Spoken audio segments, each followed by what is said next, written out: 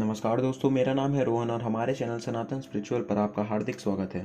दोस्तों, जब कभी भी महाभारत की बात होती है तब एक प्रश्न हर किसी के मन में ज़रूर आता है कि महाभारत जैसी महागाथा जिसमें अनेक वीर योद्धाओं का वर्णन किया गया है, उन सभी में से सर्वश्रेष्ठ योद्धा कौन था। तो दोस्तों, आज की वीडियो में मैं महाभारत के एक ऐसे योद्धा की बात करूँगा और कुछ रोचक तथ्य आपके समक्ष प्रकट करूँगा, जिसके बाद आप स्वयं विचार कीजिए कि क्या वो सर्वश्रेष्ठ योद्धा था या नहीं।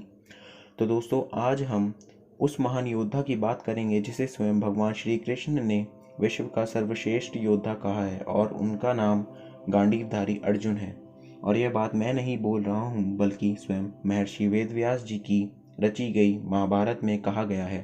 तो दोस्तों, अब कुछ रोचक तथ्यों पर दृष्टि डालते हैं जिनका वर्णन महर्षि वेदव्यास जी की महाभारत में किया गया है, और यह जानने का प्रयास करते हैं कि क्यों थे अर्जुन उस समय के सर्वश्रेष्ठ योद्धा।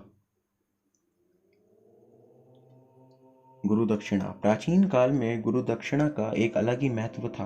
तो दोस्तों, जब कौरव और पांडवों की शिक्षा समाप्त हुई तब गुरु द्रोण ने अपनी सभी शिष्यों से पंचाल नरेश द्रुपद को हराकर उसे बंदी बनाकर लाने को कहा। यही उनकी गुरु दक्षिणा थी। तो दोस्तों, अगले ही दिन दुर्योधन, कर्ण और सारे कौरव एक अक्षौणी सेना के साथ द्रुपद पर विजय प्राप्त करने निकले, परंतु द्रुपद के चक्रव्यूह में वे सब ऐसे फंसे कि द्रुपद ने उन्हें बंदी बना लिया। तब पांडवों ने आक्रमण किया तो अर्जुन ने चक्रव्यूह तोड़ा, उसे पार किया और कौरवों को मुक्त कराया और द्रुपद को बंदी बनाकर गुरु द्रोण के सामने प्रस्तुत किया। द्रौपदी स्वयंवर। जब द्रौपदी का स्वयंवर हुआ तब अर्जुन ने लक्ष्य भेदा और तब वहां उपस्थित सभी राजन अर्जुन से द्वेष में आकर उन्हें युद्ध के लिए ललकारते हैं। तब अर्जुन ने अकेले ही वहां उपस्थित सभी राजाओं, जिनमें महारथी कर्ण भी थे, उन सभी योद्धाओं को परास्त किया। राष्ट्र के विभाजन के बाद जब खांडव वन की जगह पांडवों को अपना राज्य स्थापित करना था, तब अर्जुन ने अकेले ही खांडव वन का दहन किया और उसी कारण उन्हें स्वयं इंद्रदेव से युद्ध करना पड़ा और उनके ऊपर विजय प्राप्त की, जो कि एक बहुत बड़ी उपलब्धि थी। जब पांडवों को वनवास मिला तब उनकी दशा देखने के लिए और उनका उपहास करने के लिए दुर्योधन, कर्ण और दुशासन उसी वन में गए जिसमें पांडव रह रहे थे। तब रास्ते में दुर्योधन ने एक लड़की का अपहरण कर लिया, यह जाने बिना कि वह एक गंधर्व थी। तब गंधर्वों ने दुर्योधन, कर्ण और दुशासन को परास्त किया, उन्हें बंदी बना लिया। दोस्तों, यहाँ महारथी कर्ण ने भागने की कोशिश भी की थी।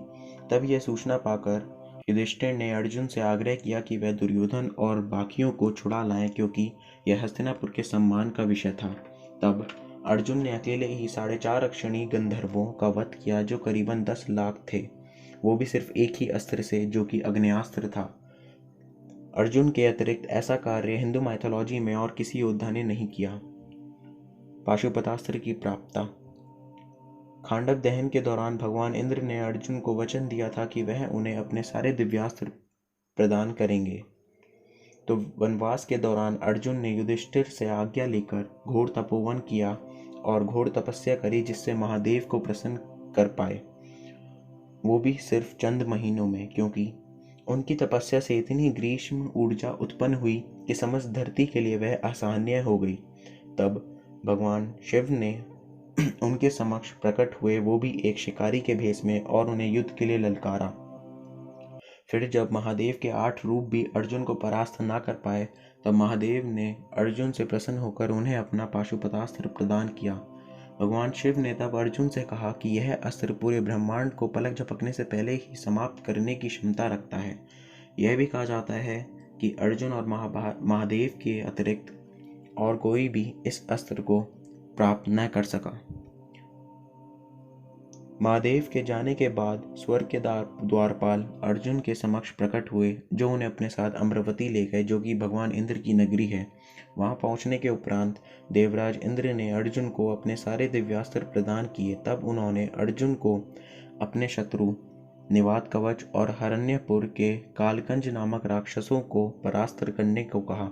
निवात कवच राक्षसों को रावण और मेघनाथ मिलकर भी हरा नहीं पाए थे। तब अर्जुन ने मोहिनीयास्त्र और माधवास्त्र से निवात कवच का वध किया और रुद्रास्त्र से कालकंज नामक राक्षस का वध किया। दोस्तों, अर्जुन ने अपने समस्त जीवन काल में धर्म के मार्ग का ही पालन किया। महाभारत में अनेक महारथी थे, लेकिन कोई भी अर्जुन जैसा पराक्रमी और साथ ही धर्म पालक नहीं था। तो दोस्तों, अंत में मैं आपसे यही कहूँगा कि वह सब महारथी थे और उन सभी का नाम आदर से लेना चाहिए। यह सभी योद्धा तो हम भारतवासियों का गर्व हैं। तो दोस्तों, इसी के साथ हमें महाभारत के सबसे पराक्रमी और सर्वश्रेष्ठ योद्धा का पता चलता है, जो कि थे गांडीवधारी अर्जुन।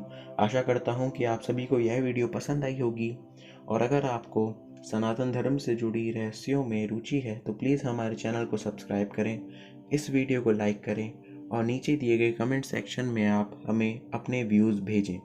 धन्यवाद।